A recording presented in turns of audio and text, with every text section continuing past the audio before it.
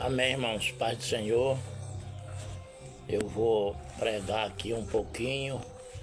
Eu sou Raimundo, pastor Raimundo Caçador, da Igreja Evangélica Apostólica da Cobal, setor Cobal, Cruzeiro do Sul, Acre. E eu vou ler um texto da Palavra de Deus no livro de Atos dos Apóstolos, capítulo 15, versículos 16 e 17.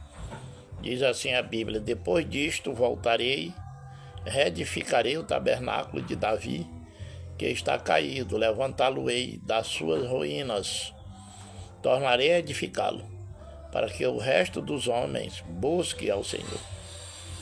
E também todos os gentios sobre os quais o meu nome é invocado, diz o Senhor, que faz todas estas coisas. Queridos, o que eu quero falar é sobre tabernáculo. No começo da história do povo de Israel, quando eles saíram do Egito e rumaram rumo à terra prometida, eles fizeram vários arraiais, pararam em vários lugares, e a caminhada levou 40 anos. Eles precisavam de um tabernáculo, aonde eles deviam adorarem a Deus. Numa das subidas de Moisés para o monte, ele traz 2 tábuas de pedra com os 10 mandamentos da palavra do Senhor. E ali chega uma hora que Deus ordena a Moisés para fazer um tabernáculo. E eles fizeram coberto de couro. Ele era móvel. Chegava uma época que os levitas que cuidavam do tabernáculo desarmavam o tabernáculo e seguia com ele de novo para ir armar no outro lugar. E ele era coberto de couro. O ouro da Arca da Aliança e de outros objetos estava dentro. Ninguém via a beleza dele dentro. É por isso que Isaías diz que Jesus não tinha beleza. Olhando para ele, ninguém viu beleza. Porque a glória de Deus, o Espírito de Deus estava dentro da matéria do homem Jesus. Por isso grandes milagres eram feitos, mas ele não tinha beleza para Israel. Esse tabernáculo de Davi, como está dizendo em Atos dos Apóstolos, porque o próprio Davi, Jesus nasce da linhagem de Davi, ele não é filho de Davi. Ele nasce da linhagem de Davi. E as pessoas dizem: Jesus, filho de Davi, tem misericórdia de mim. Que nem o cego de Jericó, porque ele nasceu da linhagem de Davi. Mas ele não era filho de Davi. Filho de Davi era Salomão, outros e outros. Ele nasce daquela família, na área material, na conotação da terra, ele era filho de Davi, da descendência de Davi. Então, o tabernáculo de Davi é o homem com a glória de Deus que viveu no tempo de Davi. Jesus já estava dentro de Davi na área espiritual, que da descendência dele nasceria o Cristo, o filho de Davi. É só olhar o livro de Mateus, que vai dizendo na genealogia: fulano gerou Beltano, Cicrano gerou Cicrano, e vai até dizer que ele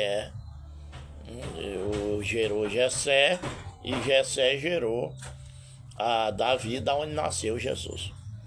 Só que esse tabernáculo, que depois foi desativado com a morte de Jesus, o tabernáculo foi desativado, o véu que separava a Arca da Aliança do povo se partiu, porque já não estavam viajando, já estavam num lugar em Jerusalém, tinham parado. Então fizeram uma casa, um templo, colocaram a Arca da Aliança dentro do templo, num lugar santo dos santos, onde só o sumo sacerdote de ano em ano entrava levando sangue de carneiro, e sem sangue não entrava. Quando Jesus deu o último suspiro, aquele véu se partiu de cima para baixo, e a glória de Deus ficou exposta a todo homem. Lá no livro de Ageu diz a glória da segunda casa. A glória da segunda casa, que é maior do que a primeira, tem até um hino, significa que a primeira casa da terra, Uma época ela foi móvel, depois ficou imóvel em Jerusalém. Agora era essa casa, que no caso somos nós, que Deus ia derramar o Espírito sobre nós, e nós que era o templo e a morada do Espírito. Está lá no livro de 1 Coríntios 3,16. O apóstolo Paulo, pregando para a igreja de Corinto, perguntou: vocês não sabem que vocês são templo e morada do Espírito Santo? Então nós somos templo e morada do Espírito Santo, nós que somos o templo. A igreja é simplesmente uma congregação onde nós vamos adorar a Deus, mas a igreja de Deus somos nós, que somos o templo e a morada. Agora, todo templo, o significado dessa palavra é o seguinte: todo templo chega uma hora que ele vai entrar em ruína, ele vai se desgastar, por mais que ele seja bem feito. A prova é tanto que os homens da época de Jesus mostraram o templo em Jerusalém e disseram: mestre, olha que maravilha esse templo. E ele disse: aqui não ficará pedra sobre pedra que não seja derribada. Todos os templos da terra se acabam, só quem não se acaba é Deus. E no decorrer dos anos, o Espírito Santo pode sentir um abalo no templo. Não é o Espírito Santo, é o templo do Espírito Santo. Se deteriorar, ficar mal cuidado, porque não ora muito, não estuda a Bíblia, não busca Deus, e vai caindo em ruínas, até muito perigoso a entrar num colapso espiritual. Eu sempre falei, brincando, que a pessoa pega uma anemia espiritual. Uma anemia é falta de sangue, ferro, e o cara vai ficando amarelo, vai ficando doente, arrecarda outras doenças.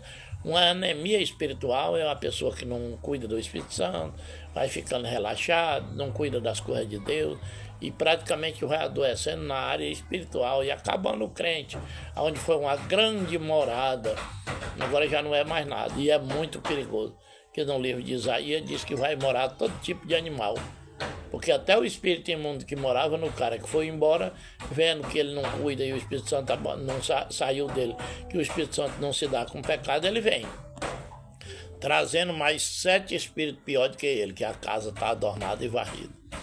Essa é a palavra. Se você algum dia foi batizado no Espírito Santo, se você tem o Espírito de Deus, preserve, continue orando, continue se preparando mais, chegue mais perto de Deus, não pare de orar, não pare de estudar a Bíblia, porque Deus quer morar em você. Você é templo e morada do Espírito Santo. Quando ele diz: edificarei a minha igreja, ele não se refere à casa. Edificarei a minha igreja. A igreja é você, a igreja é eu, que temos Jesus. Se verdadeiramente ele tiver, as portas do inferno não prevalecem, porque ele disse: ninguém entra na casa do valente se primeiro não amarrar o valente. Seja cheio do Espírito Santo, permaneça no Espírito Santo, cuide do Espírito Santo. Agora eu vou orar por mim e por você. Querido Deus, Pai Santo e poderoso, grande em poder, misericórdia, me ajude, meu Deus, a manter a tua casa, a tua igreja. Faz ela permanecer limpa, adornada, para que o Senhor more em espírito e em verdade. Que cada adorador que te adora assim seja perfeito a cada dia mais, abrilhantando essa casa, ornamentando essa casa e glorificando ela para a morada de ti em espírito. Eu te peço em nome do Senhor Jesus. Amém e amém.